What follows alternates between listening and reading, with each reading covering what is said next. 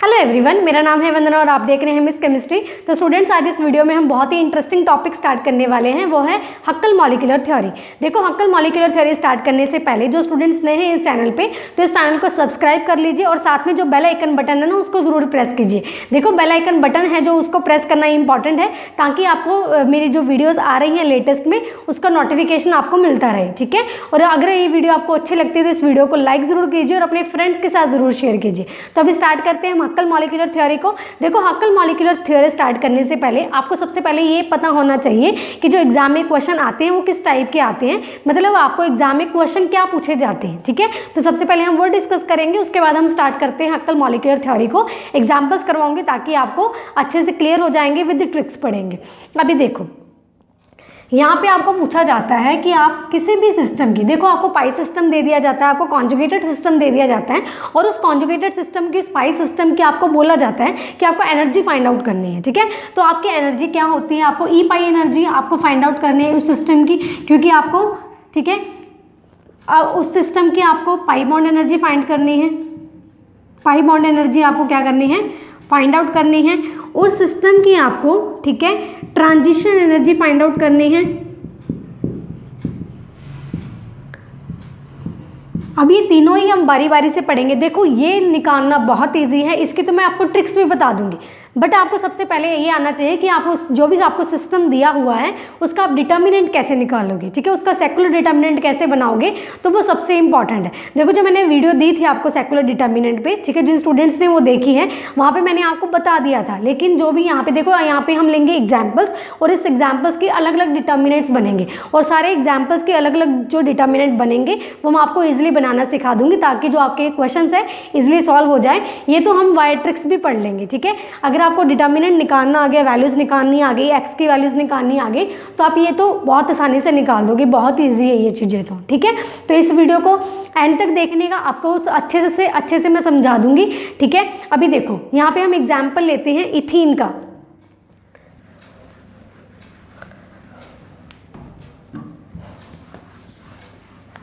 देखो, इथीन का एग्जाम्पल लेने से पहले आपको देखो, कोई भी कॉन्जुगेटेड सिस्टम दिया जाता है, कोई भी पाई सिस्टम दिया जाता है, तो उसको उस सिस्टम की बोला जाता है कि आपको एनर्जी फाइंड आउट करनी है। अगर आपको उस सिस्टम की एनर्जी फाइंड आउट करनी है तो आप क्या करोगे, सेकुलर डिटर्मिनेंट का यूज़ करोगे। वाया सेकुलर डिटर्मिनेंट का यूज़ करने के बाद आप उस सिस्टम की एनर्जी फाइंड आउट कर सकते हो, ठीक है।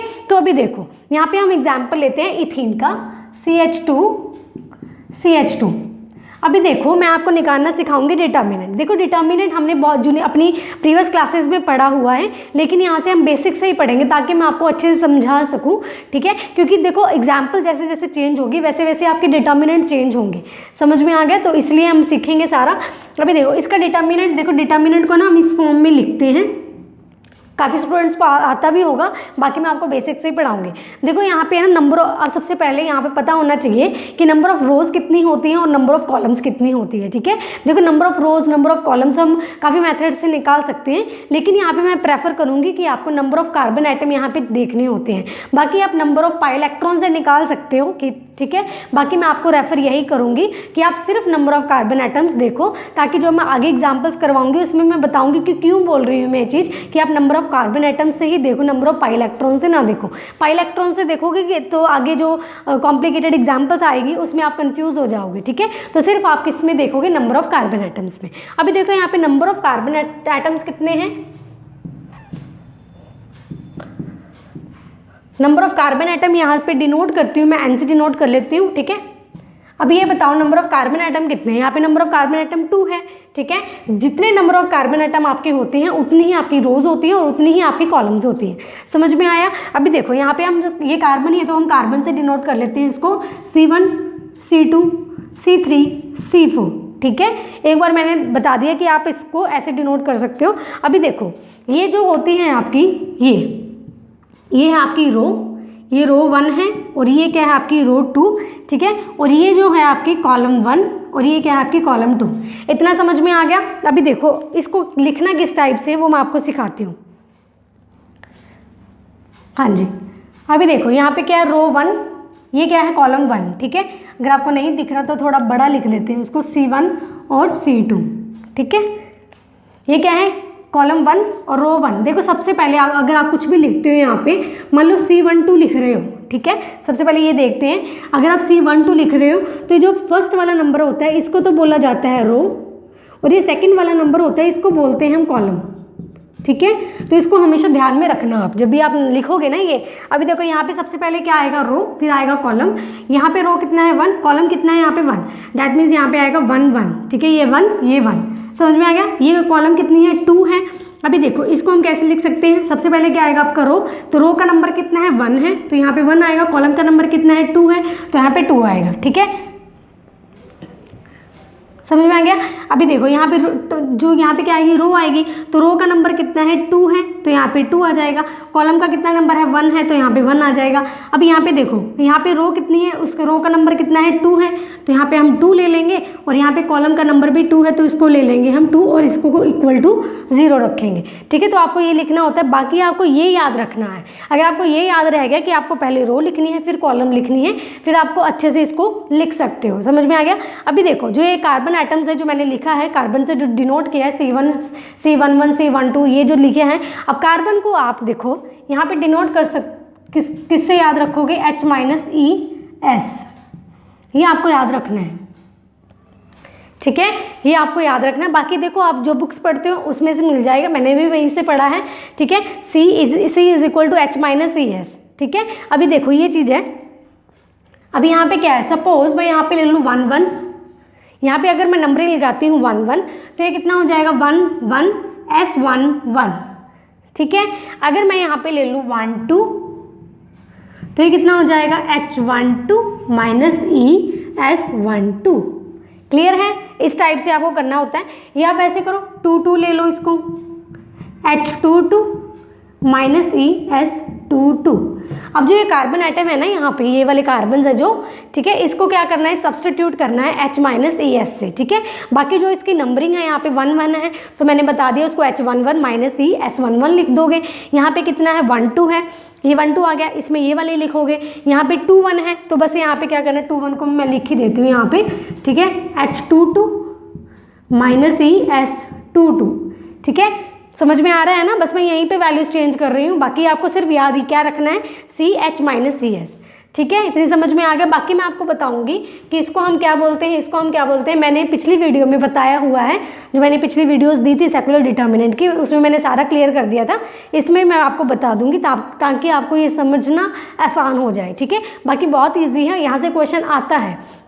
अभी देखो हम क्या करेंगे, इसको रिप्लेस करेंगे इससे। जब इसको हम रिप्लेस करते हैं, देखो यहाँ पे C11 है, तो मैं क्या यूज़ करूँगी, H11 माइनस ES11, ठीक है जी। अब C12 है, तो C12 ये आएगा H12 माइनस ES12, इसको रब कर देते हैं यहाँ पे डिटर्मिनेंट, ठीक है। C21 है, तो ये आएगा H22 माइनस ES22, ये है C2 सॉरी 2 1 वाला लेना था, हाँ 2 1 आएगा यहाँ पे, जो 2 1 है ना यहाँ पे 2 1 आएगा, ठीक है, 2 1 यहाँ पे 2 1, ठीक है। तो यहाँ पे कितना हो गया 2 1, यहाँ पे 2 1, ठीक है। C22 के लिए ये आएगा H22 minus ES22 is equal to 0, ठीक है, आप ये लिख सकते हो। अभी हम देखेंगे, समझ में आ गया इतना जो हमने लिखा है। डिटर्मिनेंट आपको लिखना आना चाहिए। ये देखो ये मैंने सिर्फ इथीन के लिए लिखा है, ब्यूटाइडाइन के लिए अलग से डिटर्मिनेंट लिखेंगे, ठीक है। अलाइल सिस्टम होगा उसके लिए हम अलग से लिखेंगे, ठीक है। पेंटाडाइन के लिए हम अलग से लिखेंगे, उसके लिए सब सारे के लिए मैं अलग अलग निकालना सिखाऊंगी और अलग से हम एनर्जी उसकी फाइंड आउट करेंगे, ठीक है। अभी देखो ये चीज़ लिख ली हमने, उसके बाद हम क्या करेंगे, तो देखो इसका एक बार स्क्रीनशॉट ले लीजिए, यहाँ पे मैं बताती हूँ अभी, ठीक है, या फिर इसको उतार लीजिए साथ साथ में।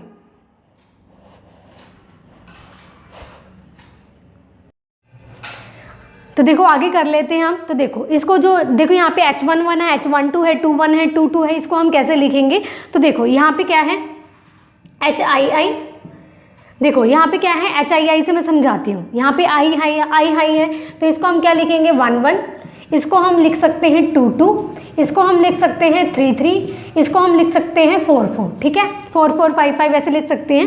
अभी इसको हम लिख सकते हैं अल्फ़ा, क्या लिख सकते हैं अल्फ़ा, और इसको क्या बोलते हैं हम, इसको बोला जाता है कूलम इंटीग्रल, कूलम इंटेग्रल। ठीक है, ये मैंने पिछली वीडियो में आपको बता दिया था। जिन्होंने पिछली वीडियो नहीं देखी है तो उसको मैं बता रही हूँ ताकि आपको अच्छे से मैं समझा दूँ। ठीक है, अभी देखो यहाँ पे इसको कूलम इंटेग्रल बोलते हैं। इसका मतलब ये है, देखो यहाँ पे HII का मतलब क्या है, सबसे पहले वो समझिए। देखो यहाँ पे 1 1 2 2 3 3 ये सब मैंने लिखा है, तो यहाँ पे इसका मतलब ये है कि नंबर ऑफ रोज हैं और नंबर ऑफ कॉलम्स है ना, वो दोनों यहाँ पे सेम है। ठीक है, ये क्या है आपकी रो, जो फर्स्ट वाला है वो सेकंड है, यहाँ पे आपकी कॉलम। यहाँ पे इसका मतलब ये है कि जितनी आपकी रोज है ना उतनी ही कॉलम है। यहाँ पे 2 2 का मतलब 2 रो है 2 कॉलम है। ठीक है, इतनी बात ये आपकी कूलम इंटेग्रल आ गया।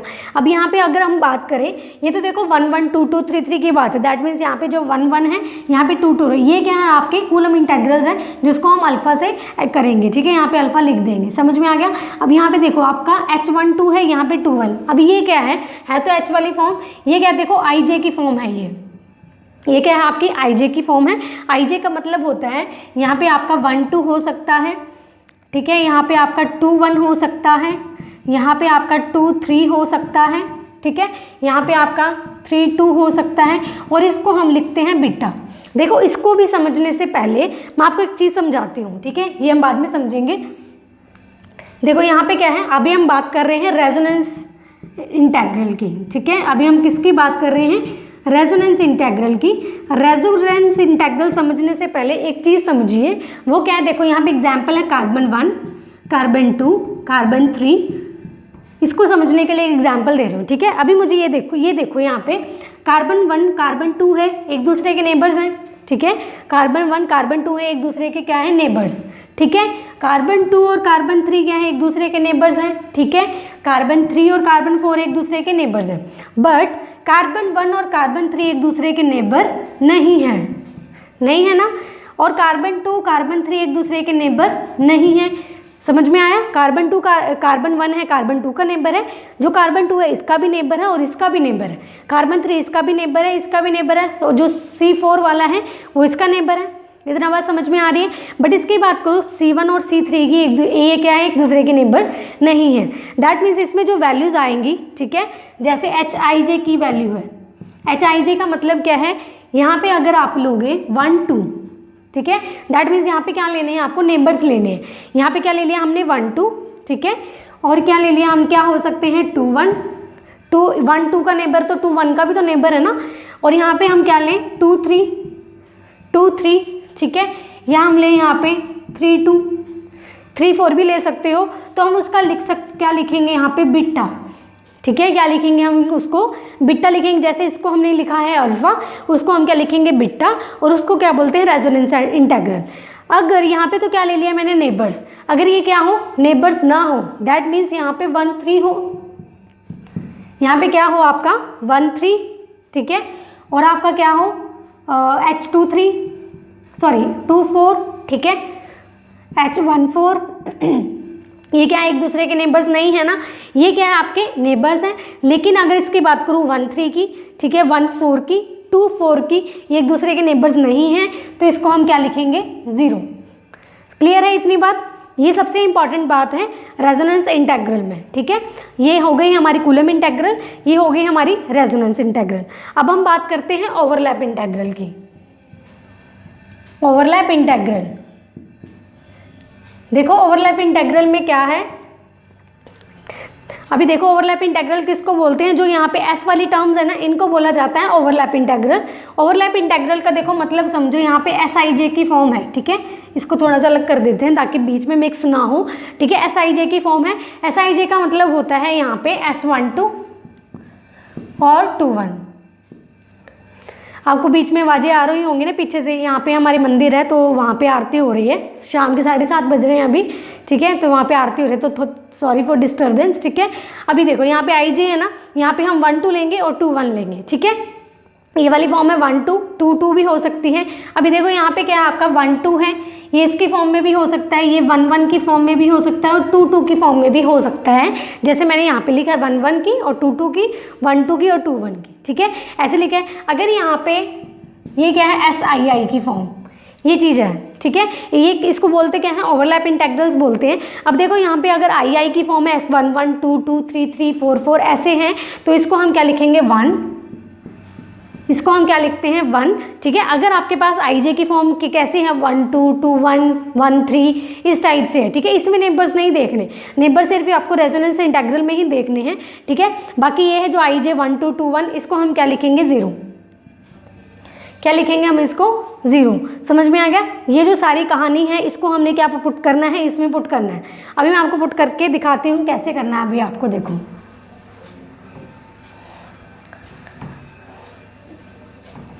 ये देखो ऊपर जाए, ऊपर से ऐसे लिखती हूँ मैं, ठीक है, ताकि समझ में आ जाए आपको अच्छे से।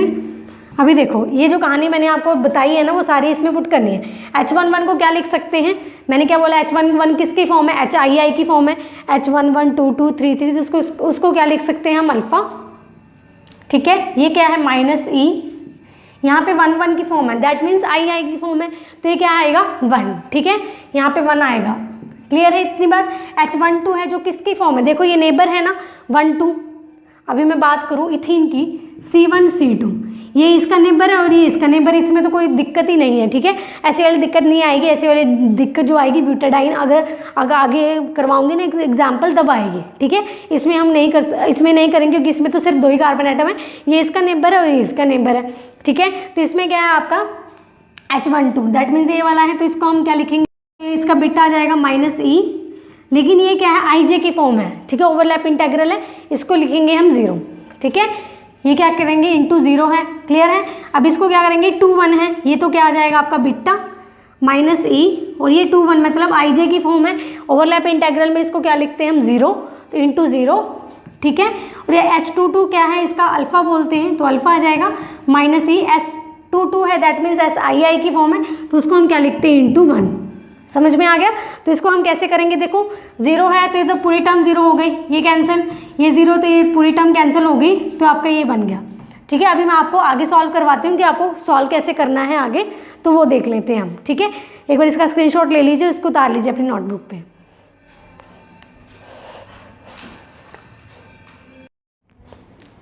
देखो अब क्या करेंगे, अब जो आपका वो काफ़ी ज़्यादा इंटरेस्टिंग बनने वाला है क्वेश्चन, तो अब क्या करेंगे आप, जो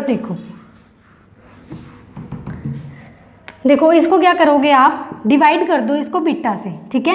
यहाँ पे तो 1 से मल्टीप्लाई हो जाएगा, तो इतना ही हो जाएगा। आप क्या करोगे, बीटा से डिवाइड कर दोगे, सॉरी, ठीक है। इसको भी बीटा से डिवाइड, इसको भी बीटा से डिवाइड, इसको भी बीटा से डिवाइड, इसको भी बीटा से डिवाइड, ठीक है। जब डिवाइड करोगे तो यहाँ पे क्या आएगा, alpha -E upon beta, beta से को बीटा से डिवाइड करोगे तो 1, यहाँ पे 1 आएगा, और यहाँ पे अल्फा -E अपॉन बीटा, ठीक है, ये आएगा।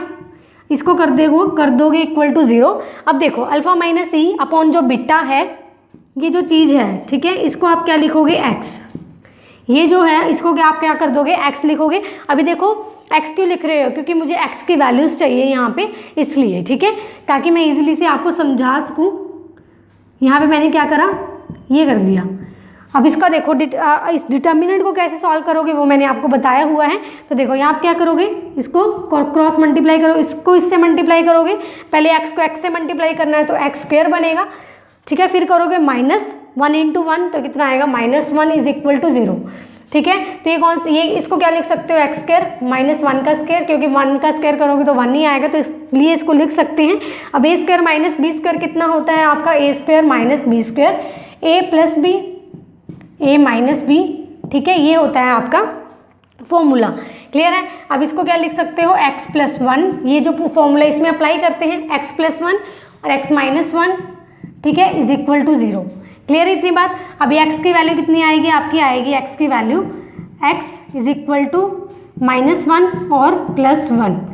अभी देखो x की वैल्यूज तो हमने निकाल ली, लेकिन अभी हमने क्या चाहिए, एनर्जीज फाइंड आउट करनी है, ठीक है। पाई बॉन्ड एनर्जी फाइंड करनी है, समझ में आए, ट्रांजिशन एनर्जी हमें फाइंड करनी है। तो वो सारी चीज़ें फाइंड करने के लिए हमें क्या चाहिए, HMOs की जो एनर्जी होती है वो हमें पता होनी चाहिए, ठीक है। तो हमने ये लिख लिया। अभी इसको हम रब कर देते हैं। तो एनर्जी का जो फॉर्मूला होता है आपका होता है alpha minus XJ into beta. अब जो आपकी x की वैल्यू जो आई है यहाँ पे, आप क्या करेंगे, यहाँ पे वैल्यूज पुट करेंगे, ठीक है। अभी देखो जब मैं वैल्यूज पुट करती हूँ यहाँ पे x की, तो आपका क्या होता है, यहाँ पे देखो x की वैल्यू जब मैं यहाँ पे लेती हूँ -1, जब मैं x की वैल्यू यहाँ पे -1 पुट करूँगी तो आपकी जो एनर्जी है ना क्या बनेगी, देखो माइनस ए है तो माइनस माइनस माइनस माइनस क्या हो जाएगा आपका प्लस, तो यहाँ पे जो एनर्जी आपकी आएगी अल्फ़ा प्लस बीटा। ठीक है, अगर आपकी x की वैल्यू अगर आप लेते हो यहाँ पे +1 तो प्लस माइनस क्या होता है माइनस, तो आपकी जो एनर्जी निकल के आएगी वो क्या आएगी आपकी अल्फ़ा माइनस बीटा। ठीक है, एक आएगी आपकी अल्फ़ा प्लस बीटा, एक एनर्जी आएगी आपकी अल्फ़ा माइनस बीटा। अगर यहाँ पे आपकी x की वैल्यू होती है 0, ठीक है, तो आप क्या करते हैं यहाँ पे 0 पुट करते हैं, 0 इंटू बीटा क्या होता है आपका 0, और एनर्जी क्या आ जाती है आपकी अल्फ़ा सिर्फ। ठीक है, और इसको हम क्या बोलते हैं बॉन्डिंग। HMOs के लिए जो एनर्जी आई है, ठीक है, ये बॉन्डिंग के लिए आई है, और ये आपकी आई है एंटी बॉन्डिंग के लिए, और ये आई है आपकी नॉन बॉन्डिंग के लिए। ठीक है, ये नॉन बॉन्डिंग के लिए आपकी एनर्जी आई है। अभी आप क्या कर अभी हमें क्या करना है, एनर्जी अब फाइंड आउट करनी है। तो उसके लिए हम क्या करेंगे, तो देखो उसके लिए यहाँ पे मैंने क्या बना ली, ये क्या है आपका बॉन्डिंग रीजन। ठीक है, देखो आपने केमिस्ट्री में उसमें पढ़ा होगा, इनऑर्गेनिक में बहुत बार। ठीक है, ये बॉन्डिंग होता है नीचे वाला, और ऊपर वाला आपका जो रीजन होता है उसको एंटी बॉन्डिंग बोलते हैं, और जो बीच वाला होता है उसको बोला जाता है नॉन बॉन्डिंग। ठीक है, उसको क्या बोलते हैं हम, नॉन बॉन्डिंग। देखो जो बॉन्डिंग के लिए आपकी जो एनर्जी आई है वो क्या है आपकी अल्फ़ा प्लस बीटा। ठीक है, यहाँ पे लिख लीजिए कि बॉन्डिंग के लिए एनर्जी कितनी आई है आपकी अल्फ़ा प्लस बीटा, और एंटी बॉन्डिंग के लिए आपकी जो एनर्जी आई है उसको बोलते हैं अल्फ़ा माइनस बीटा। ठीक है, और नॉन बॉन्डिंग, देखो नॉन बॉन्डिंग के लिए 0 नहीं था तो उसकी एनर्जी हम नहीं लिखेंगे। बॉन्डिंग के लिए आ गई, एंटी बॉन्डिंग के लिए आ गई। ये किसके लिए आई है, x की वैल्यू जब हमने नेगेटिव -1 पुट की थी, ये x की वैल्यू जब हमने +1 पुट की थी उसके लिए आई है।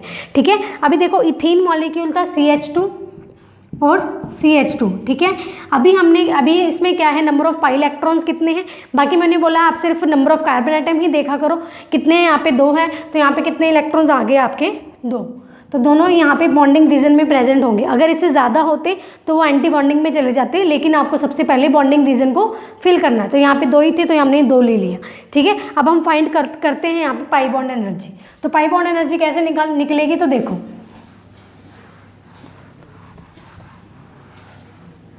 तो पाई बॉन्ड एनर्जी निकालने के लिए यहाँ पे जो फॉर्मूला होता है पाई ई पाई। ठीक है, ई पाई एनर्जी निकालने के लिए तो देखो क्या होता है, यहाँ पे क्या है बॉन्डिंग रीजन में आपके इलेक्ट्रॉन कितने हैं, 2 प्रेजेंट है, लेकिन वो किस स्टेट में पड़ा है, बॉन्डिंग रीजन में। उस बॉन्डिंग रीजन की एनर्जी कितनी है, अल्फ़ा प्लस बीटा। तो 2 इलेक्ट्रॉन जो आपके प्रेजेंट है उसको क्या कर दोगे आप, जो इसकी एनर्जी है स्टेट की, इससे मल्टीप्लाई कर दोगे। ठीक है, तो आपकी जो एनर्जी आएगी ई पाई की वो क्या आएगी 2 अल्फ़ा प्लस 2 बीटा। ठीक है, ये आ गई आपकी एनर्जी। क्लियर है, ये आपकी किसकी आई है एनर्जी, ई पाई की एनर्जी आ गई। ठीक है, अभी हम क्या निकालेंगे, डीलोकलाइजेशन एनर्जी। तो डीलोकलाइजेशन एनर्जी है जो आपको कैसे निकालनी है, देखो उसका फॉर्मूला भी मैं आपको बता देती हूँ, लेकिन आप इसमें से भी निकाल सकते हो। वो कैसे, देखो इसमें क्या करना है, ई पाई माइनस 2 अल्फ़ा। ई पाई क्या है आपकी, जो इसकी वैल्यू आई है 2 अल्फ़ा प्लस 2 बीटा, ये लेनी है आपको। और 2 अल्फ़ा क्या है, यहाँ पे देखो यहाँ पे इलेक्ट्रॉन कितने हैं, 2 हैं, तो ले लिया मैंने 2। यहाँ पे लेना आपको साथ में अल्फ़ा। ठीक है, ई पाई कितना है आपका 2 alpha plus 2 beta minus 2 alpha. 2 alpha के साथ 2 अल्फ़ा कैंसिल, यहाँ पे कितना आ गया 2 बीटा। तो यहाँ पे जो डीलोकलाइजेशन एनर्जी कितनी आ गई आपकी 2 बीटा। अब देखो जो 2 बीटा आपकी आई है ना एनर्जी, आप इसमें से भी निकाल सकते हो। वो कैसे, जो आपकी ई पाई एनर्जी जो आपकी आई है, यहाँ पे जो बीटा की टर्म होती है वो क्या होती है आपकी डीलोकलाइजेशन एनर्जी। ठीक है, तो आपको ये फॉर्मूला निकालने की जरूरत नहीं है, ई पाई में से आप डीलोकलाइजेशन एनर्जी निकाल सकते हो। ठीक है, अब ट्रांजिशन एनर्जी हम निकाल लेते हैं, इसको उतार लीजिए।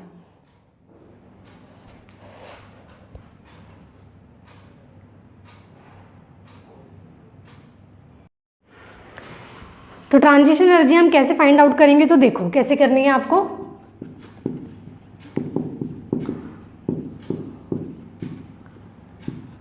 यहाँ पे क्या क्या है, ये देखो आपका ये जो होता है एंटी बॉन्डिंग उसको बोलते हैं हम ल्यूमो, और ये क्या है आपका होमो।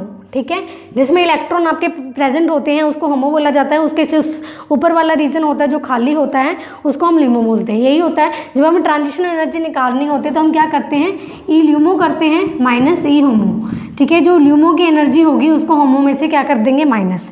ठीक है, सॉरी, ल्यूमो की एनर्जी को किस में माइनस करेंगे, होमो में से। ठीक है, अभी जो ल्यूमो की एनर्जी क्या है आपकी अल्फ़ा माइनस बीटा।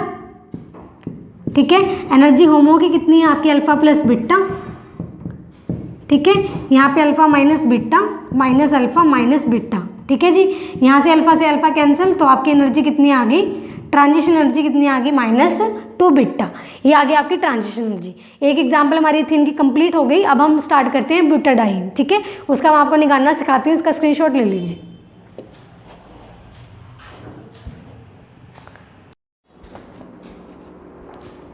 देखिए यहाँ पे हम सीखेंगे ब्यूटाडाइन सिस्टम। मैंने आपको इथीन सिस्टम कंप्लीट पढ़ा दिया है कि इथीन सिस्टम में हम कैसे निकाल सकते हैं पाई बॉन्ड एनर्जी, हम कैसे निकाल सकते हैं डीलोकलाइजेशन एनर्जी, कैसे निकाल सकते हैं ट्रांजिशन एनर्जी, हम कैसे निकाल सकते हैं, ठीक है। तो वहाँ पे हमने सारा सीख लिया था। सेकुलर डिटर्मिनेंट बनाना मैंने आपको बता दिया था।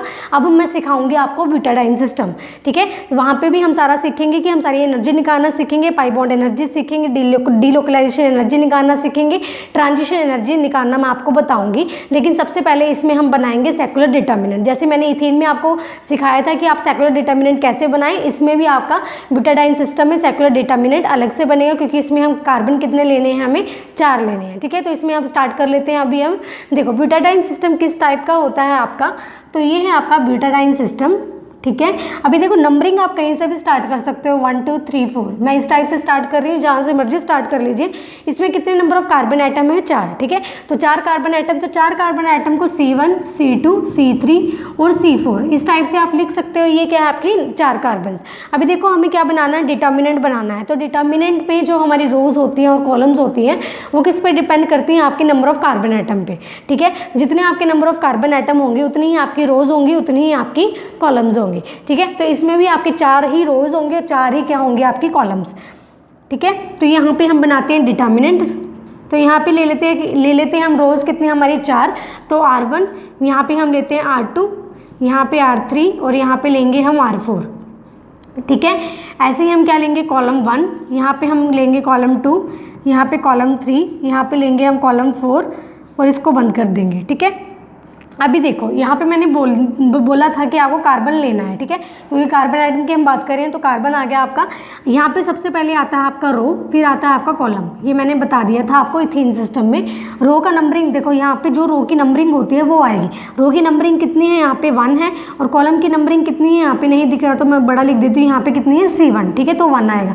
दैट मीन्स यहाँ पे क्या करना है आपको, अभी देखो यहाँ पे कितना है 1, यहाँ पे नंबरिंग कितनी है 1, ठीक है। तो 1 1 ये रो की नंबरिंग है, फर्स्ट वाली रो की नंबरिंग, सेकंड वाली कॉलम की नंबरिंग। अभी इसमें लिखोगे तो रो की नंबरिंग कितनी है 1, कॉलम की कितनी नंबरिंग है 2, ठीक है। जब इसमें लिखोगे आप कॉलम, इसमें रो की नंबरिंग कितनी है 1, कॉलम की नंबरिंग इसमें 3, ठीक है। रो की नंबरिंग 1 है, कॉलम की नंबरिंग 4 है, ठीक है। इस टाइप से आपको लिखना है। ऐसे ही आप ये करिए कि यहाँ पे रो की नंबरिंग 2 है, यहाँ पे आपकी 1 है, यहाँ पे आपकी 2 है, यहाँ पे 2 है, यहाँ पे आपकी 2 है, यहाँ पे 3 है, यहाँ पे 2, यहाँ पे 4, ठीक है। ऐसे ही आपकी C31, यहाँ पे C32, यहाँ पे C33, यहाँ पे C34, ठीक है। और यहाँ पे C41, यहाँ पे 42, यहाँ पे 43, यहाँ पे 4, ठीक है। तो इस टाइप से हमने लिख लिया। अभी मैंने आपको क्या बोला था इथीन सिस्टम में कि आप जो कार्बन को आप क्या लिखोगे H-ES, ठीक है, H-ES। अभी देखो यहाँ पे 1 1 है, तो यहाँ पे हम क्या लिखेंगे, कार्बन 1 1 H11 -ES 1 1, ठीक है। इस टाइप से होता है। या तो आप ऐसे याद करो, नहीं तो आप डायरेक्टली लिख सकते हो इसको कि आपका कार्बन की ये वैल्यू होती है, ये वाली वैल्यू इसमें पुट करनी है। जैसे 1 1 है तो आप 1 1 लिख दोगे, 1 2 है तो आप यहाँ पे 1 2 कर दोगे, ठीक है। यहाँ पे 1 2 कर दोगे। इस टाइप से जहाँ पे जैसे भी नंबरिंग आती है वो सारी नंबरिंग आप यहाँ पे लिखोगे, ठीक है। तो वो हम डिटर्मिनेंट अभी बना लेते हैं इसमें। तो अभी देखो ये वाला डिटर्मिनेंट बनाएंगे। यहाँ पे क्या है आपका कार्बन, सॉरी H है ना, H11 -ES 1 1, ठीक है। इसके लिए हो गया।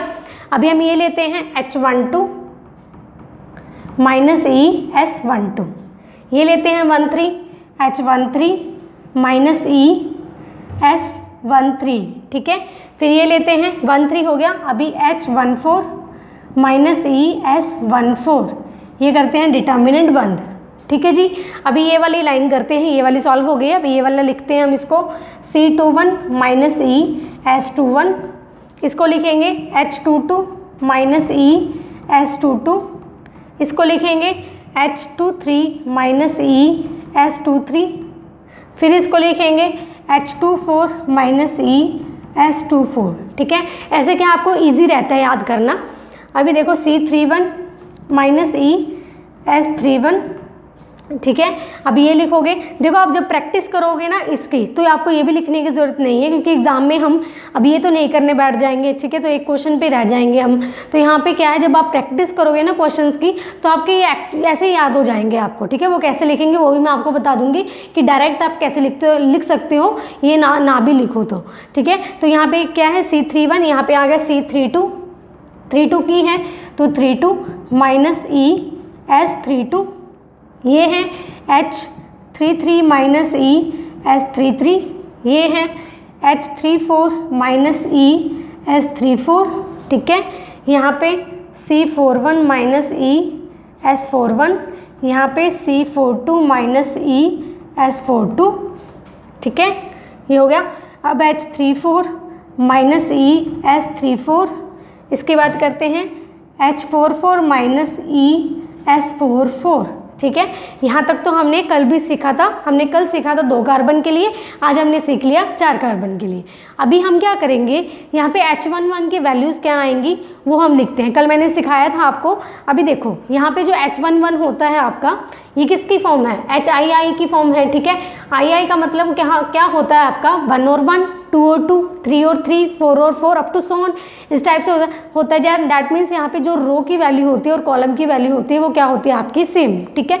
तो यहाँ पे क्या हो सकता है आपका 1 1, 2 2 और 3 3, ठीक है, जिसको हम यहाँ पे क्या लिखेंगे, अल्फा लिखेंगे, और इसको हम क्या बोलते हैं, कूलम इंटीग्रल। ये मैंने आपको बता ही दिया था, है ना। ये आपको बार बार इसलिए बता रही हूँ क्योंकि आपको याद हो जाए, क्लियर है। अभी देखो यहाँ पे H12 है 1 3, ये क्या है, ठीक है। अभी यहाँ पे देखो, यहाँ पे जो आता है आपकी IJ की फॉर्म है, यहाँ पे 1 2 हो गया, 1 3 हो गया, 1 4 हो गया, ये आपकी IJ की फॉर्म है, ठीक है। यहाँ पे अगर यहाँ पे क्या है आपकी IJ की फॉर्म।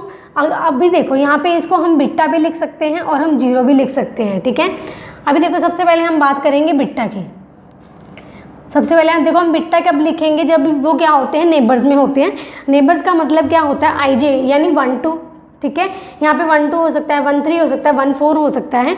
अभी देखो बिट्टा किसको लिखेंगे और HIJ और 0 कब लिखेंगे हम, तो वो बात करती हूँ। तो देखो अभी यहाँ पे क्या है, अभी देखो आपका 1 1 है ना, ये तो II की फॉर्म है, तो इसका तो इसमें तो हम 1 1 2 2 3 3 जब ये आएगा तो अल्फा लिख ही देंगे। लेकिन बात कब आती है, जब हम इसमें लिखते हैं IJ की फॉर्म 1 2 3 4, ये जो फॉर्म होती है आपके IJ की फॉर्म होती है, तो बिट्टा कब लिखेंगे, 0 कब लिखेंगे। देखो यहाँ पे क्या आपके ये वाले कार्बन है C1 C2 C3 C4, ये वाले कार्बन हैं।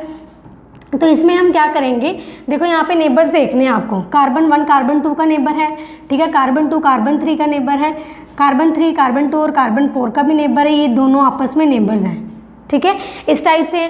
तो जो नेबर होते हैं, जैसे कार्बन 1 और कार्बन 2 आपस में नेबर हैं, दैट मीन्स H12 ये 1 और 2 आपस में क्या है, यहाँ पे नेबर्स हैं। अब ये नेबर्स हैं तो यहाँ पे हम क्या लिखेंगे, इसकी वैल्यू बिट्टा, ठीक है। अभी हम बात करें 1 3 की, ठीक है, ये 1 और 3 है, ये आपस में नेबर नहीं है, ठीक है, तो इसकी वैल्यू क्या आएगी यहाँ पे 0। दैट मीन्स जो नेबर होंगे आपस में उसकी वैल्यू हम बिट्टा लिख देंगे, जो नेबर्स नहीं होंगे एक दूसरे के उसको हम क्या लिख देंगे 0। दैट मीन्स यहाँ पे जो 1 4 है, यहाँ पे जो 1 4 है आपस में नेबर नहीं है, तो उसकी वैल्यू क्या आएगी आपकी 0, ठीक है। ये मैंने आपको बता दिया था। ये क्या आपकी रेजोनेंस इंटीग्रल है। उसके बाद जो आपकी ओवरलैप इंटीग्रल होती है उसकी वैल्यू देखो, जैसे SII की फॉर्म है, दैट मीन्स S11 S22 ये वाली फॉर्म है, तो उसको हम क्या लिखते हैं 1, ठीक है, और SIJ की फॉर्म है उसको हम क्या लिखते हैं 0, है ना। II की फॉर्म में ये क्या है आपकी, देखो 1 1 हो सकता है, 2 2 हो सकता है, 3 3 हो सकता है, यहाँ पे लिखेंगे 1, यहाँ पे IJ की वैल्यू आई दैट मीन्स 1 2 2 3 इस टाइप से, तो उसकी वैल्यू हम लिखेंगे 0। अभी ये सारी जो मैंने कहानी बताई है, ठीक है, जो मैंने पहले भी बताई थी आपको, ये इसमें पुट करेंगे। तो देखो अब क्या बनेगा, इसमें पुट करने के बाद देखो इसको एक बार उतार लीजिए आप एक बार। तो देखिए अब कैसे करेंगे पुट।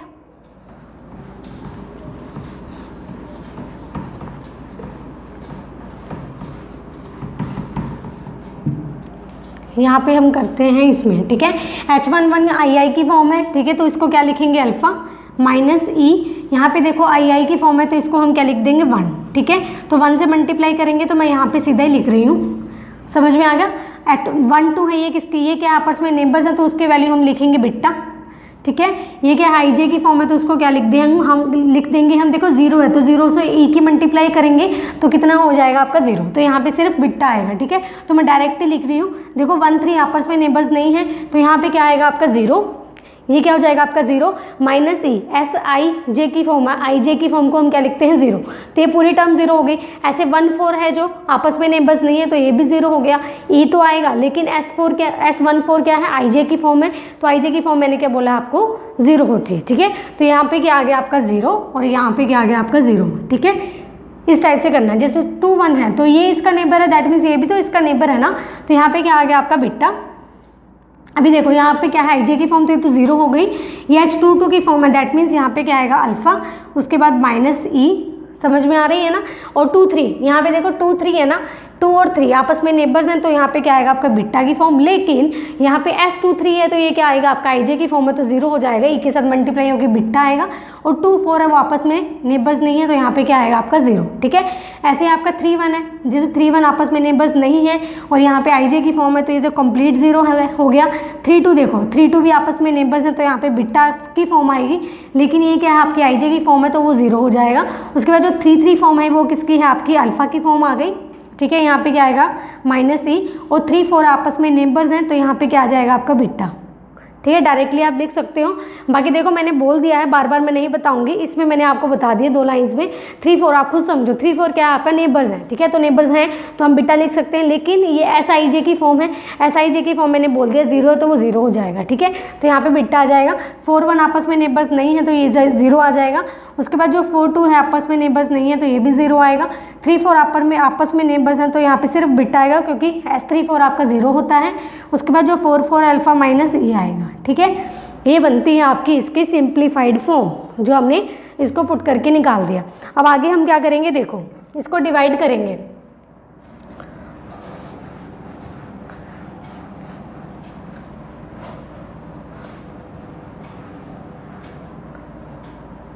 ठीक है, अभी क्या करेंगे, इसको डिवाइड करेंगे। डिवाइड किससे करेंगे, हम बिट्टा से।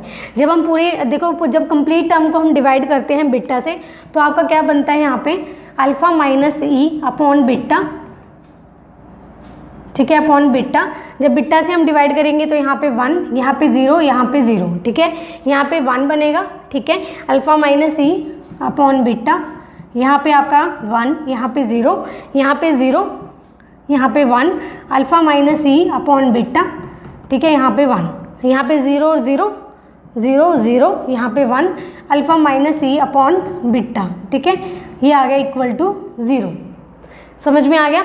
अब क्या करना है आपको, अल्फा माइनस ई अपॉन जो बिट्टा है उसको वैल्यू पुट करनी है आपकी x, क्लियर है। अब क्या करेंगे आप, x की वैल्यू पुट करेंगे, तो मैं इसी में ही कर रही हूँ, ठीक है। तो देखो अब क्या होगा, यहाँ पे क्या हो जाएगा आपका x, यहाँ, ठीक है, यहाँ पे x, यहाँ पे भी x, यहाँ पे भी x, और यहाँ पे भी आपका क्या हो गया x, क्लियर है इतनी बात। तो आपका डिटर्मिनेंट बनता है ये। अब इस डिटर्मिनेंट को सॉल्व करने के बाद आपकी जो वैल्यूज़ आएंगी, मैं प्रेफर करूँगी उन वैल्यूज़ को याद रख लो, ठीक है। 4 वैल्यूज़ आती हैं, उन वैल्यू को सिर्फ याद रख लो आप।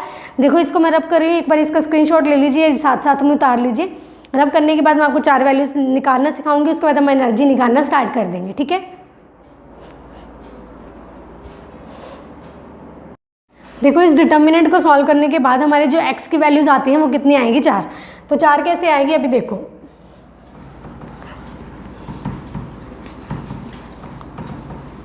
तो वो 4 कौन सी आती है वो देख लीजिए।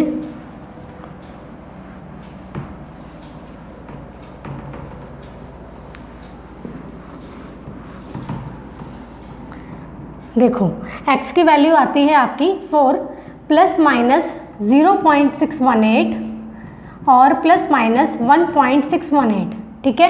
ये आती है, दैट मीन्स नेगेटिव की 2 वैल्यू आती है और पॉजिटिव की आपकी 2 वैल्यूज़ आती है। तो मैंने जो एनर्जी आपको बताई थी, एनर्जी की वैल्यू आपकी क्या होती है, alpha minus x J into Bitta, ठीक है। x की वैल्यू क्या है आपकी, ये वाली x की वैल्यू आपको पुट करनी है। जो बॉन्डिंग के लिए हम लेते हैं, कल मैंने बोला था आपको, बॉन्डिंग के लिए जो हमारी वैल्यूज़ आती हैं, जब हम x की वैल्यू क्या लेंगे यहाँ पे नेगेटिव। जब हम x की वैल्यू यहाँ पे नेगेटिव रखेंगे तो वो बॉन्डिंग रीजन बनेगा। जब x की वैल्यू हम पॉजिटिव रखेंगे, ठीक है, तो हमारा एंटी बॉन्डिंग रीजन बनता है। वो आप खुद देखिए कैसे। देखो यहाँ पे नेगेटिव वैल्यू ली, नेगेटिव ये है, नेगेटिव ये है, तो क्या हो गया आपका नेगेटिव नेगेटिव पॉजिटिव। पॉजिटिव वाली यहाँ आपको हमेशा पता है जो बॉन्डिंग रीजन बनता है आपका हमेशा पॉजिटिव बनता है, तो हमेशा वो क्या आता है आपका नीचे आता है, ग्राउंड स्टेट पे आता है। उसके बाद हम अगर x की वैल्यू पॉजिटिव रखें तो पॉजिटिव नेगेटिव क्या होता है आपका नेगेटिव, तो नेगेटिव वैल्यू किसकी बनती है आपकी एंटी बॉन्डिंग रीजन की।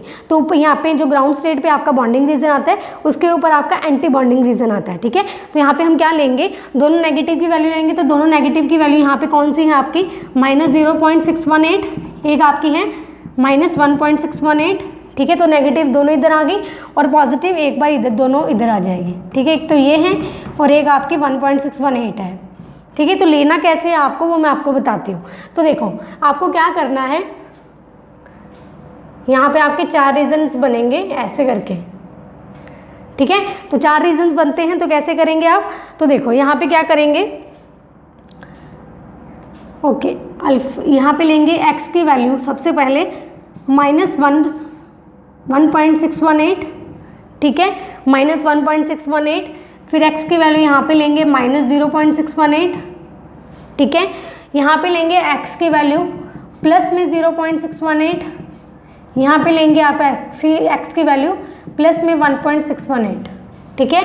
डैट मीन्स आपको क्या करना है, जो पॉजिटिव में सबसे बड़ी वैल्यू है ना वहाँ से चल के आपको नेगेटिव में जो सबसे बड़ी वैल्यू है वहाँ तक जाना है, ठीक है। ऊपर से चलो कि पॉजिटिव में सबसे बड़ी वैल्यू जो होगी आपको नेगेटिव में सबसे बड़ी वैल्यू तक आपको जाना है, ठीक है। तो आपकी एनर्जी कॉरेस्पॉन्डिंग एनर्जी इसकी क्या बनेगी, मान लो इसकी एनर्जी मैं 1 ले लेती हूँ, तो यहाँ पे अल्फा प्लस 1.618 बीटा ये बनेगा। इसकी E2 ले लो, यहाँ पे अल्फा प्लस 0.618 बीटा, यहाँ पे E3, ठीक है, अल्फा यहाँ पे -0.618 बीटा, ठीक है, सॉरी यहाँ पे क्या आ गया आपका 0 पॉइंट, ठीक है जी। यहाँ पे E4 है तो यहाँ पे अल्फा -1.618 बीटा ये वाली बनती है आपकी। तो अभी क्या करेंगे, आपका ये क्या आता है आपका एंटी बॉन्डिंग रीजन, ठीक है, ये आपका एंटी बॉन्डिंग रीजन आएगा और ये आपका आएगा नीचे वाला बॉन्डिंग रीजन।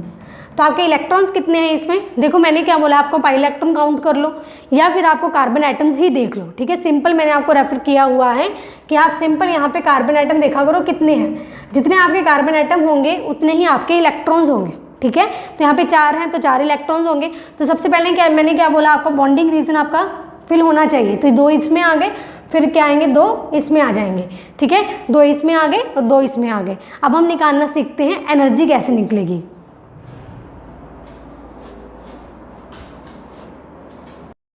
अब हम सीखते हैं एनर्जी निकालना जो हमें एग्जाम में पूछा जाता है, ठीक है। यहाँ तक हमने निकाल लिया, अब हम सीखेंगे एनर्जी। तो एनर्जी देखो कैसे निकालते हैं, एनर्जी ऑफ पाई सिस्टम, ठीक है। सबसे पहले हम सीखेंगे energy of pi system. Pi system की एनर्जी को हम डिनोट करते हैं ई पाई से, और वो कैसे निकालते हैं, देखो यहाँ पे देखो हमारे जो इलेक्ट्रॉन है 2 इलेक्ट्रॉन इस स्टेट में पड़े हैं, दोनों ही देखो चारों इलेक्ट्रॉन आपके कहाँ पड़े हैं, बॉन्डिंग रीजन में, ठीक है। बट 2 जो इलेक्ट्रॉन हैं वो किस रीजन में, आपके E1 एनर्जी में है और 2 इलेक्ट्रॉन आपके E2 एनर्जी में। तो कैसे लिखेंगे आप, देखो 2 इंटू ई पाई 2 इंटू, ठीक है, 2 इलेक्ट्रॉन यहाँ पे लिए और इसकी जो एनर्जी है उसके साथ आपको क्या करना है मल्टीप्लाई, ठीक है। तो उसकी एनर्जी आपकी ये है, तो आप क्या कर देंगे अल्फा प्लस 1.618 बीटा, क्लियर है।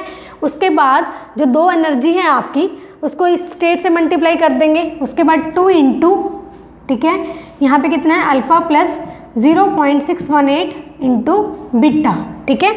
जब आप इसको जब आप इसकी कैलकुलेशन करते हो, कैलकुलेट करके जो आपका आंसर आएगा 4 अल्फा प्लस 4.472 बीटा, ठीक है, करके देख लीजिएगा इतना ही आएगा आपका। तो आपका ये क्या आ गया ई पाई, ई पाई की एनर्जी आपकी आ चुकी है। अब हम निकालते हैं pi bond energy. Pi bond energy के लिए मैंने आपको बताया हुआ है कि आपको करना क्या होता है। देखो इलेक्ट्रॉन्स कितने हैं इसमें, देखो 4 इलेक्ट्रॉन है, तो आप क्या करेंगे यहाँ पे सबसे पहले आपकी इसकी एनर्जी लिखो ई पाई, जो आपकी ई पाई की एनर्जी ये वाली, उसमें से माइनस करोगे कितने इलेक्ट्रॉन्स आपके 4, उसके साथ लगाना है आपको अल्फा, ठीक है। 4 इलेक्ट्रॉन्स हैं आपके, और उसके साथ क्या लगाना है आपको अल्फा। तो ई पाई की एनर्जी कितनी है 4 alpha plus 4.472 beta minus 4 alpha, ठीक है, माइनस से प्लस कैंसिल हो गया, तो आपका आया कितना है यहाँ पे 4.472 बीटा, ये वाला आ गया, ठीक है। यहाँ से ये वाला आ गया, या आप देखो यहाँ से भी ऐसे भी निकाल सकते हो अगर आपको फॉर्मूला याद है तो। अगर आपको फॉर्मूला नहीं भी याद तो सीधा आप यहीं से भी निकाल सकते हो ई पाई एनर्जी से। ई पाई एनर्जी से कैसे, जो आपकी देखो ई पाई एनर्जी आपकी ये वाली आई है अल्फा की फॉर्म में और बिट्टा की फॉर्म में। देखो यहाँ पे जो बिट्टा की फॉर्म होती है ना, जो बिट्टा की एनर्जी जो बिट्टा की फॉर्म में होती है, यहाँ पे 4.472 बिट्टा यहाँ पे लिखा हुआ है, ये किसकी एनर्जी होती है आपकी पाई बॉन्ड की एनर्जी। तो यहाँ से भी आप सीधा निकाल सकते हो कि यहाँ पे जो पाई बॉन्ड की एनर्जी है ये वाली आएगी। एग्जाम में आपको फॉर्मूला देख के ऐसे नहीं बोलेंगे कि निकाल के दिखाओ हमें स्पेशल, बस यहाँ पे ई पाई की अगर आपने निकाल ली है यहाँ से आप पाई बॉन्ड एनर्जी निकाल सकते हो। अब हम सीखेंगे डीलोकलाइजेशन एनर्जी कैसे निकालेंगे।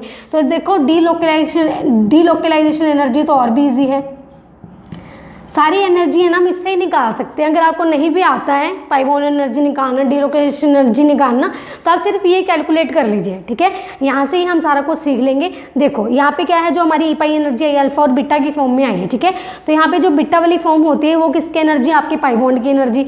अब देखो यहाँ पे जो बिट्टा, देखो ये पॉइंट है, ये क्या है पॉइंट, पॉइंट के पीछे वाला आपका हिस्सा कौन सा 472 बिट्टा ये वाला है, ठीक है। पॉइंट के बाद वाला देखना है आपको हमेशा, पॉइंट के बाद वाला कौन सा हिस्सा आपका 0.472 बिट्टा ये वाला है। दैट मीन्स आपकी डीलोकलाइजेशन एनर्जी क्या होती है, बिट्टा की फॉर्म में जो पॉइंट के बाद वाला जो नंबर होंगे आपके वो क्या होंगे आपकी डीलोकलाइजेशन एनर्जी। दैट मीन्स जो आपकी डीलोकलाइजेशन एनर्जी आएगी ये वाली आएगी। फॉर्मूला मैं दे सकती हूँ लेकिन फॉर्मूले में उलझ जाओगे, वो करने की नीड नहीं है। आपको कॉम्पिटिटिव एग्जाम में आंसर से मतलब होता है, तो सिर्फ मैं ये बोल रही हूँ, सिर्फ ये वाली कैलकुलेट करिए, इससे आप पाई बॉन्ड एनर्जी निकाल सकते हो, इससे आप डीलोकलाइजेशन एनर्जी निकाल सकते हो, ठीक है। अब हम सीखेंगे ट्रांजिशन एनर्जी निकालना। तो ट्रांजिशन एनर्जी आप कैसे कैलकुलेट करेंगे, तो देखो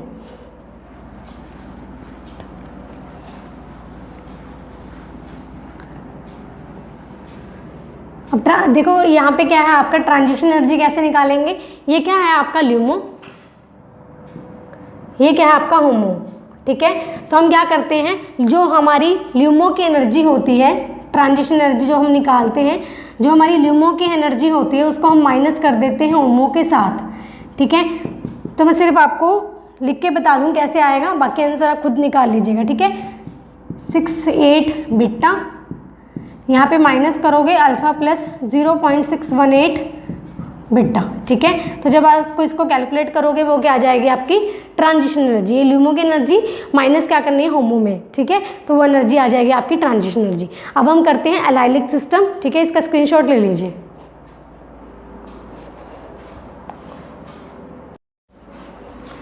देखिए अब हम बात करेंगे एलाइलिक सिस्टम की। हमने ब्यूटाडाइन सिस्टम कंप्लीट पढ़ लिया है, हमने भी एथीन सिस्टम कंप्लीट पढ़ लिया है, हमने एनर्जी निकालने सीख लिया, ब्यूटाडाइन सिस्टम में भी सीख ली और एथीन सिस्टम में भी हमने सीख ली। अब हम करेंगे एलाइलिक सिस्टम। एलाइलिक सिस्टम में जो भी एनर्जी मैंने आपको निकालनी सिखाई है वही इसमें निकालेंगे। डिटर्मिनेंट निकालेंगे, इसका डिटर्मिनेंट सॉल्व करेंगे, उसके बाद हम इसकी एनर्जी निकालेंगे।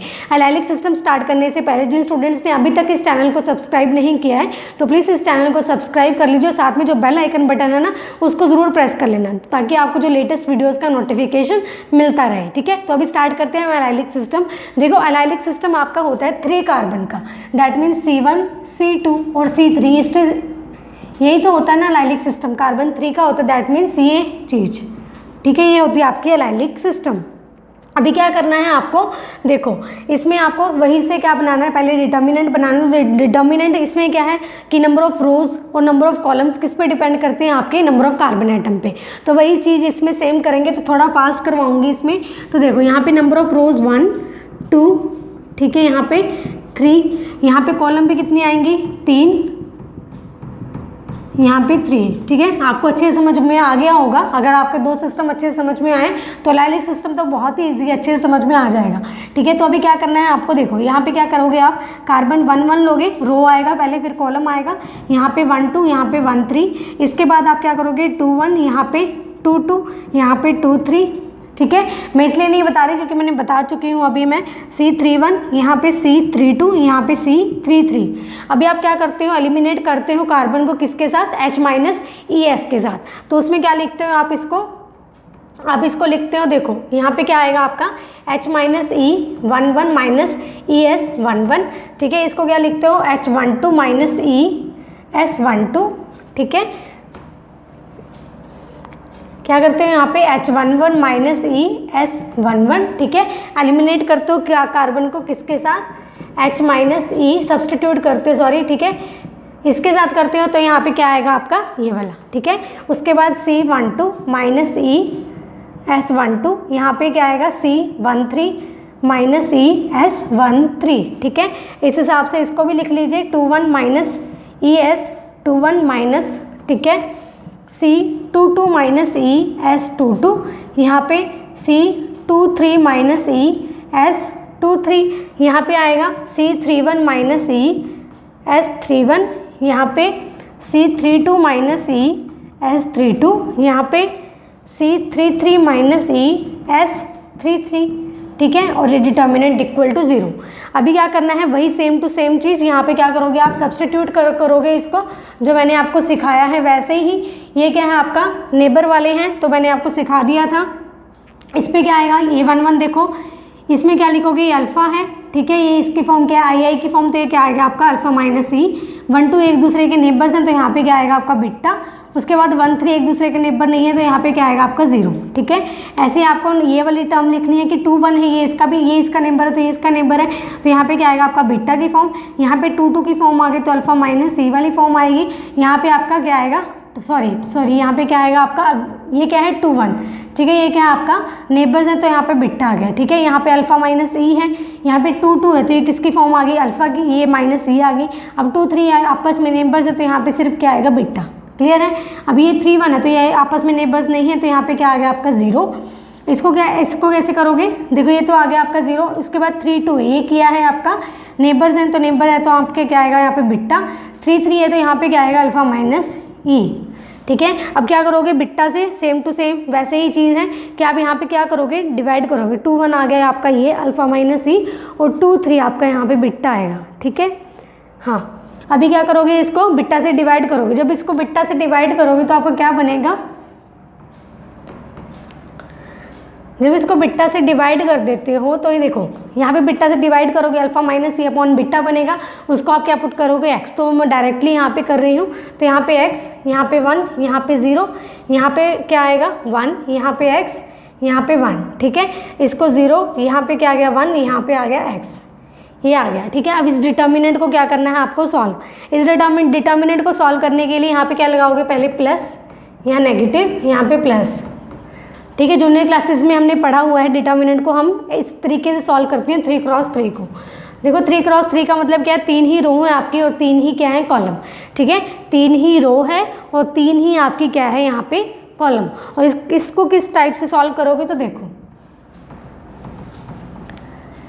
अभी देखो आपको क्या करना है, आपको ये क्या करना है, ये x लेना है, ठीक है। अगर आपने ये वाला x लिया है, अब डिटर्मिनेंट सॉल्व करना बता रही हूँ, तो अगर आपने ये वाला x लिया है तो आप क्या करोगे, ये जो कॉलम है और ये रो है इसको क्या कर लेना है, या तो आप इसको ऐसे छुपा लीजिए, ठीक है, या इसको भूल जाइए। जो आपकी x है, देखो x इसमें भी काउंट हो रहा है, इस कॉलम में काउंट हो रहा है, ये x इस रो में काउंट हो रहा है, ठीक है। तो जो नंबर हम लेते हैं जिस रो में या कॉलम में काउंट होता है उसको हम क्या कर देते हैं, इसको हम भूल जाते हैं, भूल गए तो यहाँ पे क्या आ गया आपका, ये सिर्फ आते हैं, ठीक है। तो यहाँ पे आ गई x, यहाँ पे क्या आ गया 1, ये चीज़ें आती है। तो जब इसको सॉल्व करेंगे, यहाँ पे हमने क्या लिया है x, उसके बाद यहाँ पे जो बचता क्या है हमारा, जब इसको हम भूल जाते हैं तो हमारी ये चीज़ आती है। जब इसको सॉल्व करेंगे यहाँ पे क्या आएगा आपका x², ठीक है। इसको बाद यहाँ पे करेंगे तो -1, ठीक है। अभी क्या आएगा यहाँ पे नेगेटिव, देखो अभी हमने ये तो ले लिया x, अब हम क्या लेंगे 1। जब इसको हम 1 लेंगे तो यहाँ पे देखो इसको भूल जाओ, अब ये क्या है इस रो में आ रहा है, सॉरी इस कॉलम में आ रहा है और इस रो में आ रहा है, ठीक है। अभी देखो जो भी हमने नंबर लिया है जिस रो और जिस कॉलम में आता है ना, उसको एलिमिनेट कर दीजिए, ठीक है। यहाँ पे क्या करा हमने, ये 1 लिया तो ये 1 क्या है इस कॉलम में है, इस रो में है, तो ये भूल गए। यहाँ पे क्या है 1 1 0 x, इस x को इसके साथ मल्टीप्लाई करेंगे तो क्या आएगा आपका x, ठीक है। यहाँ पे क्या आएगा आपका x, इसको करेंगे तो 0, समझ में आ गया, वो 0 आएगा, उसको लिखने की नीड नहीं है। उसके बाद क्या किया हमने, 0 लिया तो वो तो 0 ही हो जाएगा, ठीक है, 0 का, क्योंकि 0 बाहर ही आएगा।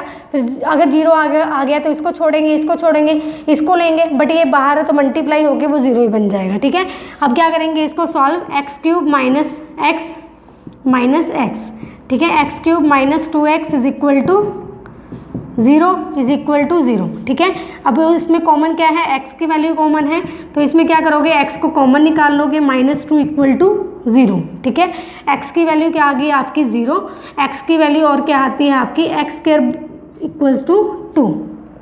ठीक है, x² इज इक्वल टू 2 और x इज इक्वल टू 0, ये चीज़ आती है। अब आपके यहाँ से देखो वैल्यूज़ कैसे निकलेगी,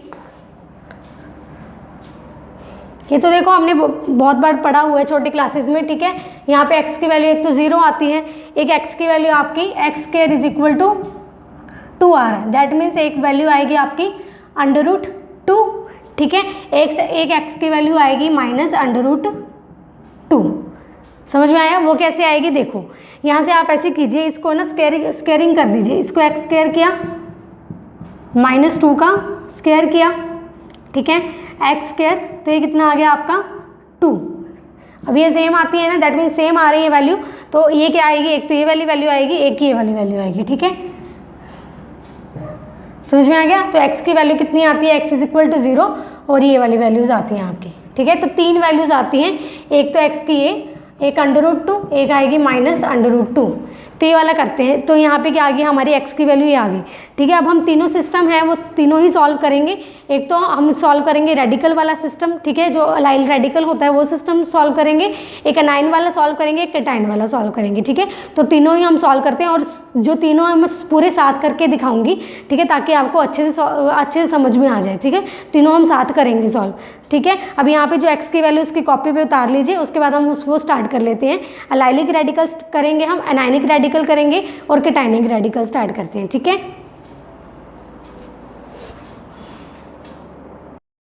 तो देखो यहाँ पे अलाइलिक सिस्टम के मैंने 3 कंडीशंस लिखी हैं, तो तीनों ही कंडीशन हम बारी बारी से सॉल्व करेंगे। देखो जो फर्स्ट कंडीशन आपके कैटाइनिक की है, सेकंड कंडीशन आपकी रेडिकल की है और थर्ड कंडीशन आपकी अनाइनिक की है, तो तीनों ही हम सॉल्व करेंगे अलाइलिक सिस्टम में। तो सबसे पहले देखो यहाँ पे नंबर ऑफ इलेक्ट्रॉन्स कितने होते हैं वो डिपेंड करता है नंबर ऑफ कार्बन एटम पे। मैंने बोल दिया कि सिर्फ आप नंबर ऑफ कार्बन एटम ही देखा करो, तो जिससे आप ईजी रहो। देखो यहाँ पे कितने नंबर ऑफ कार्बन एटम 3 है, तो यहाँ पे 3 ही इलेक्ट्रॉन आएंगे। तो यहाँ पे हमने क्या ले लिया 1 2, पहले ये वाला फिल किया, उसके बाद एक जो बचा ऊपर चला गया, लेकिन यहाँ पे क्या है पॉजिटिव है, दैट मीन्स एक इलेक्ट्रॉन हमें क्या करना है, रिमूव करना है। तो एक इलेक्ट्रॉन हम यहाँ से हटा देंगे, जब हमने यहाँ से हटाया तो 2 इलेक्ट्रॉन यहाँ पे रह गए ड्यू टू इस पॉजिटिव चार्ज। ठीक है, अब यहाँ पे क्या है 3 है, तो यहाँ पे 3 ही आएंगे क्योंकि यहाँ पे रेडिकल है, तो ये चीज़ आ गई। यहाँ पे क्या है आपका नेगेटिव है, दैट मीन्स यहाँ पे 3 इलेक्ट्रॉन थे ना, तो एक इसमें इलेक्ट्रॉन हम इंक्रीज कर देंगे, तो ये तो कितना आएगा 1 2 और 3। ये 3 तो कितने थे पहले, C3H3 अगर सिंपल था हमारे पास तो वो चीज़ बनती। यहाँ पे क्या है हमने नेगेटिव चार्ज लगा दिया, नेगेटिव चार्ज का मतलब क्या, हमने एक इलेक्ट्रॉन उसमें ऐड कर दिया। जब हमने एक इलेक्ट्रॉन उसमें ऐड कर दिया तो ये चीज़ बन जाती है हमारी। ठीक है, इतनी समझ में आ गया। अब हम बारी बारी से क्या निकालेंगे, एनर्जीज। तो एनर्जी कैसे काउंट करनी है, सबसे पहले हम निकालते हैं ई पाई एनर्जी, तीनों की ई पाई एनर्जी निकालेंगे। तो देखो यहाँ पे जब ई पाई एनर्जी हम निकालते हैं तो क्या आती है, सबसे पहले हम निकालेंगे ई पाई एनर्जी। ठीक है, तो ई पाई एनर्जी कैसे कैलकुलेट करते हैं हम, देखो हम कितने इलेक्ट्रॉन है यहाँ पे, सबसे पहले हम क्या करेंगे इसके लिए। ठीक है, तो ध्यान रखना सबसे पहले मैं इसके लिए कर रही हूँ, तो ई पाई एनर्जी यहाँ पे लिख ही देती हूँ C3H3 पॉजिटिव।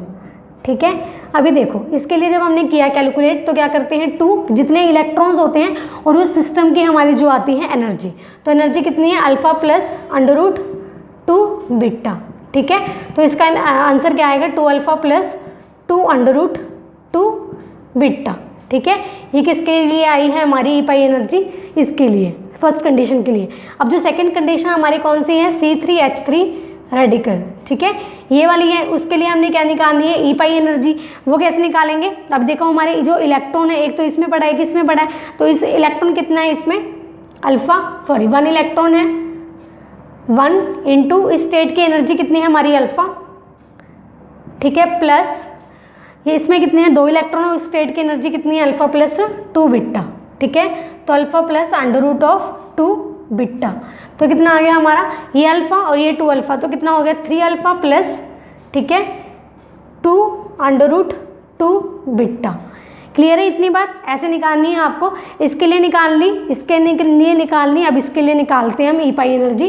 तो E pi energy for cationic C3H3 negative, इसके लिए निकालनी है। तो कैसे निकालेंगे? अभी देखो इसमें कितने हैं 2 इलेक्ट्रॉन, और इसकी स्टेट की एनर्जी कितनी है 2, ठीक है, सॉरी अल्फा, ठीक है, 2 इलेक्ट्रॉन हैं और यहाँ पे स्टेट की एनर्जी अल्फा, और इसमें इलेक्ट्रॉन कितने हैं 2, और इस स्टेट की energy alpha plus √2 beta, 2 alpha 4 alpha plus, ठीक है, कितना हो गया 2 बीटा, ये वाला हो गया। अभी देखो ये तो हमने निकाल दिया ई पाई एनर्जी, अब हम निकालेंगे यहाँ पे पाई बॉन्ड एनर्जी। तो मैंने क्या बोला, सीधा ही निकाला करो आप, सिंपल। यहाँ पे जो ई पाई एनर्जी हमने निकाली है, जो यहाँ पे देखो, यहाँ पे बीटा की कंडीशन क्या है, ये वाली, ठीक है, यहाँ पे क्या है 2 बीटा, ये वाली है। अगर इसमें बात करें तो यहाँ पे भी 2 बीटा है, अगर इसमें बात करें यहाँ पे भी क्या है हमारा 2 बीटा। तो दैट मीन्स इसमें भी सेम है, इसमें भी सेम है, इसमें भी सेम है। दैट मीन्स जो हमारी पाई बॉन्ड एनर्जी है इसके लिए वो क्या आएगी, सेम, ठीक है। तो क्यों मैंने क्या बोला था, ई पाई एनर्जी में जो हमारी बीटा की कंडीशन होती है वही हमारी पाई बॉन्ड एनर्जी होती है। तो पाई बॉन्ड एनर्जी इसमें क्या आएगी हमारी, यहाँ पे लिख देती हूँ। तो पाई बॉन्ड एनर्जी यहाँ पे क्या आएगी, इसके लिए 2 बीटा, इसके लिए भी 2 बीटा, ठीक है, और इसके लिए भी हमारा आएगा 2 बीटा। अभी देखो जब हम इसको सॉल्व करते हैं ना 2 बीटा को, एक करके बताती हूँ, ठीक है। जब इसको हम सॉल्व करते हैं तो हमारी कंडीशन पता है क्या आती है, हमारी कंडीशन आती है 2.828 बीटा, ठीक है। इसमें भी सेम आएगी और इसमें भी सेम ही आएगी, ठीक है। तो कितनी आती है 2.8282 बीटा। अगर नहीं दिख रहा तो मैं यहाँ पे लिख देती हूँ 2.828 बीटा। जब हम किसको सॉल्व करते हैं, इसको, ठीक है, 2 बीटा सॉल्व करके देख लेना, ये चीज़ आती है। तो मैंने क्या बोला है, यहाँ पे पाई बॉन्ड एनर्जी हमारी ये आ गई, ई पाई एनर्जी हमने निकाल ली। अब हम निकालेंगे डीलोकलाइजेशन एनर्जी। अभी देखो पाई बॉन्ड, देखो यहाँ पे ई पाई एनर्जी तो हमारी आ गई ये वाली, ठीक है। बट जो हमारी पाई बॉन्ड एनर्जी थी, जो हमारी बीटा की फॉर्म होगी इसमें, ई पाई में जो हमारी बीटा की वैल्यू होती है वो पाई बॉन्ड एनर्जी आ जाती है। अब हम निकालेंगे डीलोकलाइजेशन एनर्जी। तो डीलोकलाइजेशन एनर्जी कैसे निकालनी है आपको, देखो यहाँ पे जो हमारी बीटा की फॉर्म आई है ना, ये क्या है हमारी बीटा की फॉर्म है, ठीक है। यहाँ पे इसको अगर सॉल्व करोगे ना तो आप इसके लिए मतलब ये इसकी एनर्जी है, इसकी एनर्जी है, इसकी एनर्जी है, ठीक है। अब डीलोकलाइजेशन एनर्जी क्या निकालनी है, जो बीटा की फॉर्म में हमारे पॉइंट के बाद वाली वैल्यू होती है, ठीक है, जो पॉइंट के बाद वाली वैल्यू होती है दैट मीन्स 0.828, ठीक है बीटा, ये हमारी क्या हो जाएगी डीलोकलाइजेशन एनर्जी। समझ में आ गया कैसे, जो पॉइंट के बाद वाली वैल्यू होती है किसमें, पाई बॉन्ड एनर्जी में, वो हमारी वैल्यू होती है डीलोकलाइजेशन एनर्जी की। दैट मीन्स डीलोकलाइजेशन एनर्जी, इसके लिए भी ऊपर ही लिख रही हूँ क्योंकि मेरे पास जगह नहीं है अभी, ठीक है। 0.828 बीटा, इसके लिए भी 0.828 बीटा, 0 पॉइंट कर लो, ठीक है, यहाँ भी 0.828 बीटा। समझ में आ गया। अभी हम ट्रांजिशन एनर्जी सीखते हैं कैसे निकालेंगे। तो देखो ट्रांजिशन एनर्जी भी बहुत ही इजी है, कैसे कंसीडर करोगे, तो इसको एक बार मैं रब कर देती हूँ, ठीक है। तो ट्रांजिशन एनर्जी क्या करते हैं हम निकालने के लिए, हम क्या करते हैं ई ल्यूमो माइनस ई होमो, एक का कैलकुलेट करके बता देती हूँ, इसका कैलकुलेट कर लेना, सेम ही आएगा इसका भी और इसका भी सेम आएगा, दे दिया हिंट, ठीक है, निकाल लेना अभी। अभी देखो क्या करते हैं हम यहाँ, इसका देखो, इसका ल्यूमो क्या बन रहा है, ये इसका ये है ल्यूमो और इसका क्या है होमो ये, ठीक है, इसका ल्यूमो ये, इसका होमो ये। अब ल्यूमो ये होमो ये, तो हम क्या करते हैं ल्यूमो माइनस ई ल्यूमो की एनर्जी माइनस करते हैं होमो में से। उसके बाद देखो ल्यूमो की एनर्जी हमारे पास क्या है अल्फ़ा, माइनस क्या करेंगे ये माइनस अल्फ़ा प्लस √2 बीटा, ठीक है, समझ में आ गया। जब इसको सॉल्व करेंगे तो इसको सॉल्व करके हमारे पास क्या आएगा, इसको सॉल्व करने के बाद हमारे पास बनता है अल्फ़ा माइनस √2 बीटा, ये कैंसिल हो जाएगा। तो इसकी ट्रांजिशन एनर्जी क्या आती है √2 बीटा नेगेटिव में।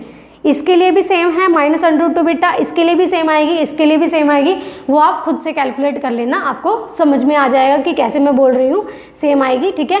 बाकी हमने निकाले ही पाई एनर्जी भी मैंने बता दी है कि कैसे निकलेगी, आपकी पाई बॉन्ड एनर्जी भी मैंने बता दिया है कैसे निकलेगी, डीलोकलाइजेशन एनर्जी हमारी निकाल ली हमने कैसे निकलेगी, ट्रांजिशन एनर्जी मैंने बता दी है कैसे निकलेगी, ठीक है। तो 3 सिस्टम हमने कर लिए हैं यहाँ पे, ब्यूटाडाइन सिस्टम बता दिया, इथीन सिस्टम बता दिया, लाइलिक सिस्टम मैंने बता दिया है आपको। तो अगर ये तीनों सिस्टम अगर आपको समझ में आ गए हैं तो बाकी अगर आपके जो एग्ज़ाम में आते हैं वो भी समझ में आ जाएंगे, वो भी आप इजीली कर लोगे। ठीक है, एलाइलिक सिस्टम में जो तीनों कंडीशन मैंने बताई हैं इस हिसाब से भी आपको पूछ लिया जाता है। समझ में आ गया? तो इसको अच्छे से पढ़ लेना क्योंकि इंपॉर्टेंट है, यहाँ से आपके क्वेश्चन आते हैं। Okay, thank you so much for watching.